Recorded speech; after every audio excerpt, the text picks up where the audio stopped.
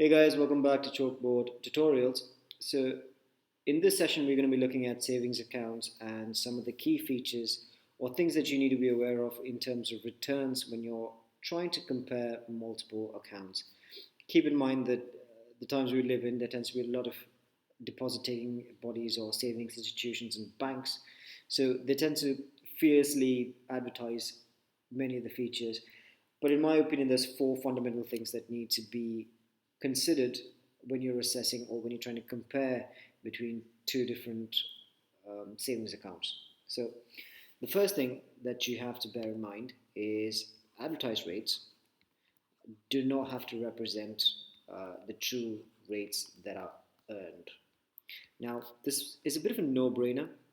Again, as I mentioned, given the competitive times we live in, marketing tends to be cutting-edged, or they tend to be very fierce. And as I follow, advertised rates do not have to necessarily represent the true rates that will be earned. So it's very important for you to sort of ask as many as questions as you can and really read through the fine print. The second thing is that any rates that may be quoted for a nominal amount of money.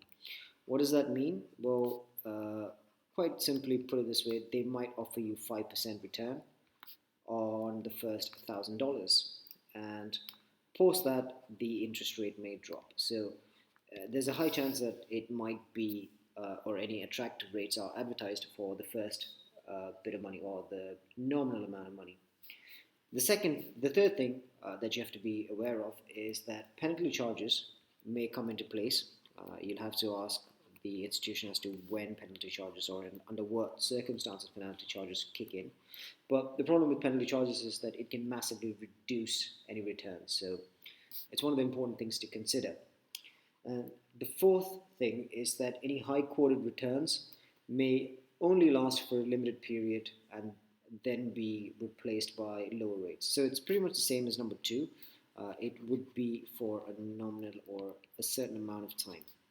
So a good example would be a high interest rate for the first 6 months and then drop down to a lower interest rate. So these are the four things that you need to be aware of before trying to compare. Or these are the four things that are the fundamentals when you're comparing between two or three different types of savings accounts.